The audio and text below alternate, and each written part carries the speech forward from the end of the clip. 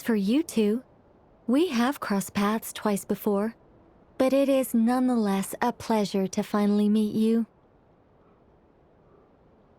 Oh, it's really you! Thanks for all your guidance in the past! You're quite welcome. This time, things are different. We have reached the unwritten pages of the story. You might say that we stand at the crossroads of fate. Now then, allow me to formally introduce myself. My name is... No, stop! Alice! I can't believe it! I had a whole speech prepared. I'd agonized over every single word. She always picks the worst moments to ruin other people's plans. I'm so sorry about that. Alice took the liberty of devising some bespoke self-introduction magic for each member of the Hexen Circle. But I could have sworn I deleted all of the triggering conditions for it. How did it bypass everything? Oh gosh, this is so embarrassing. This is a very different side of Nicole than what we're used to. Is she not used to face-to-face interactions? Don't worry about it. We've seen that introduction magic once already, so it wasn't too much of a shock.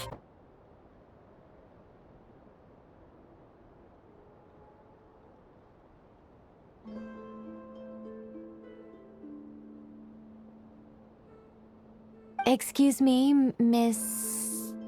Go on, Miss Nicole. This conversation was a little all over the place.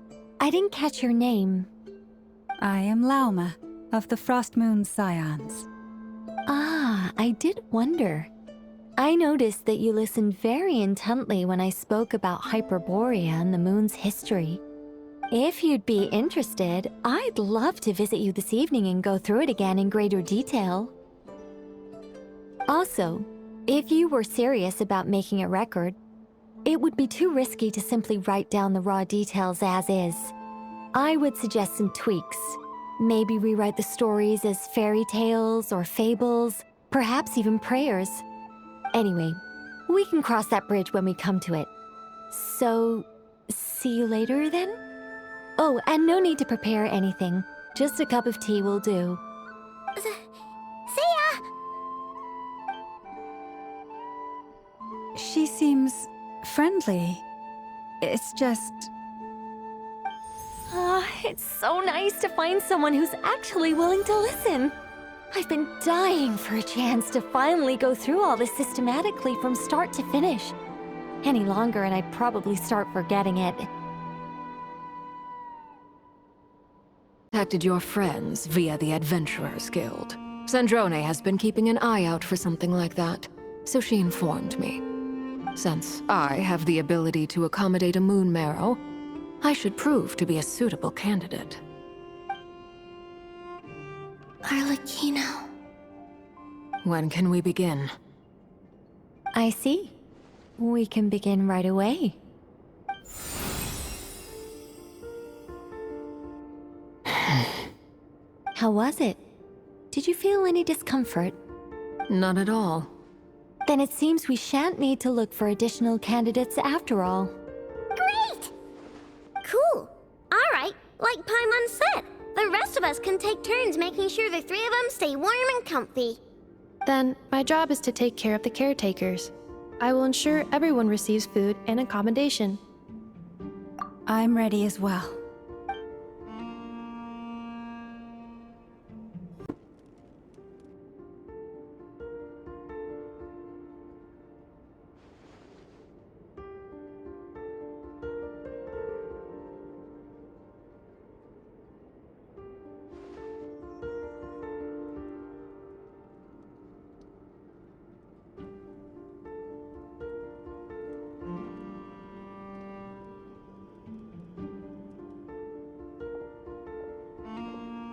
The work is done. The sacred scroll shut. The stars grow dim, the people silent. The white sun sets, the silver moon rises. O path to the temple, appear now before us.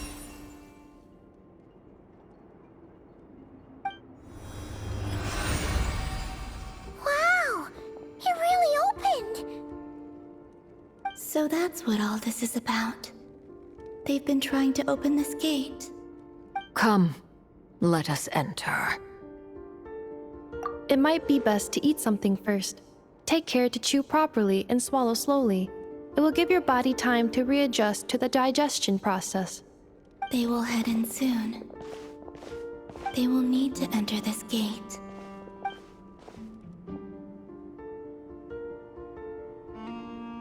Huh? I cannot pass through. Is it because I have no physical body? It has been 3 days. My strength is all but completely faded. Can I really hold on until Moon Prayer Night?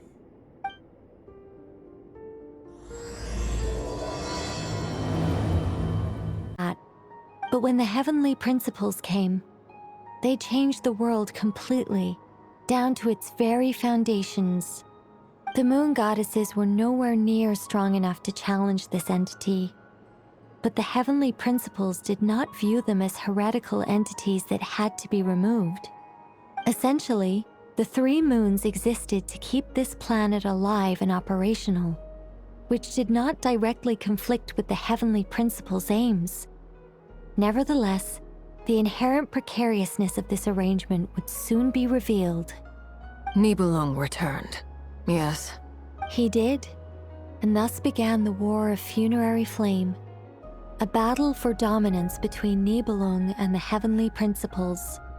Discord would soon emerge between the 3 moon sisters.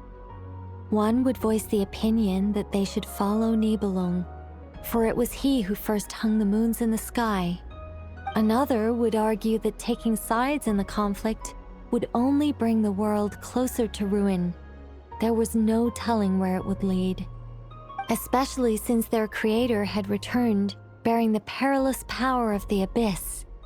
Nibelung would eventually discover their disloyalty. He had all 3 imprisoned before transforming the moons into weapons with which to fight against the heavenly principles. What? Weapons?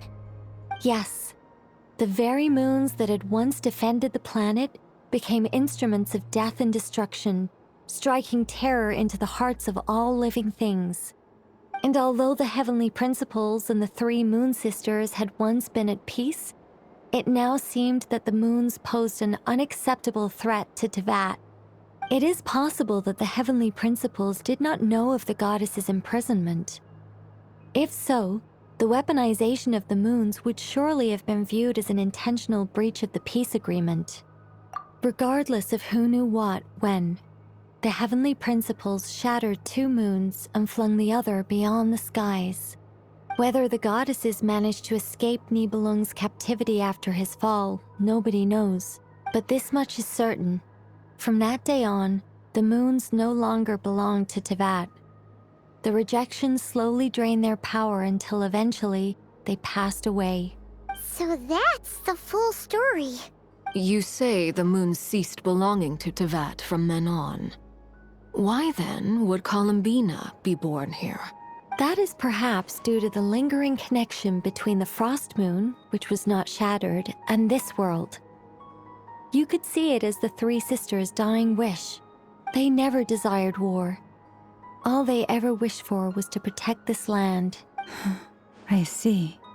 If the final fate of the 3 goddesses is as you say, then Colombina faces the same grave danger.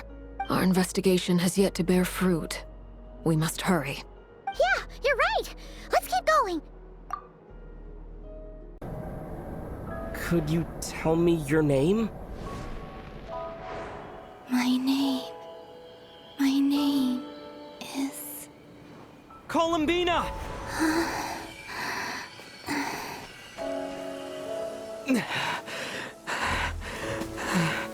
Colombina! Are you here? Colombina! That's the name you gave when we first met. And it's what I've called you ever since. Colombina. It's a fine name. I have many fond memories of Colombina, and so do all of your friends.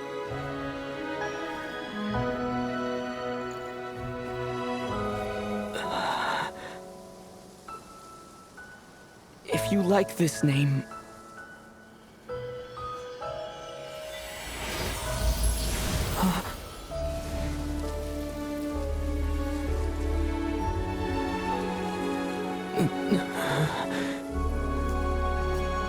Looking for me?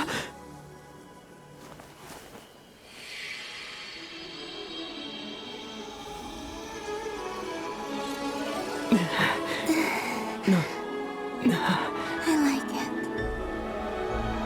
You can carry on using it.